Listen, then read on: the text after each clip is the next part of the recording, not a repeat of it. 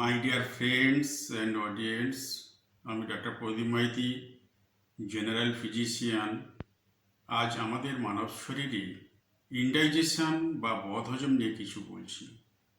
আমরা প্রায় বহু মানুষ বিভিন্ন অনুষ্ঠান বাড়ি বা নিজ বাড়িতে একটু বেশি খাওয়া হয়ে গেলে প্রায় আমাদের বদহজম বা ইনডাইজেশনটা এসে যায়।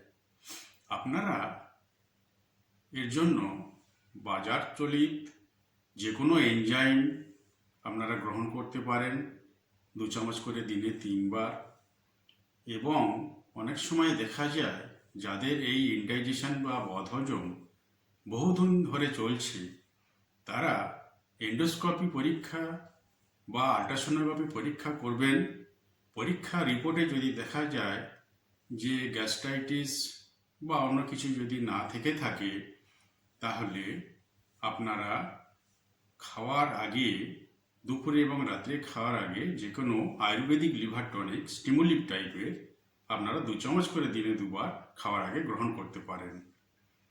এবং খাওয়ার পরে এনজাইম, যে কোনো এনজাইম 2 চামচ করে 3 বার আপনারা গ্রহণ করবেন।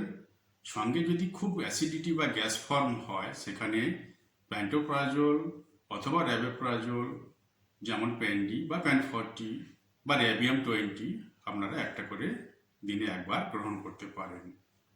এবং সবচেয়ে বড় কথা, আমি আগের ভিডিও তো বারবার বলেছি, আপনারা প্রত্যহ বিশুদ্ধ মিনারেলযুক্ত জল বা পানি 3 লিটার গ্রহণ করবেন।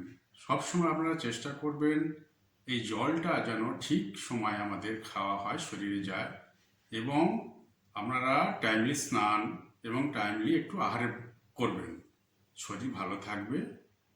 এবং আপনারা নিয়মিত পেঁপে তরকারি করে খাবেন।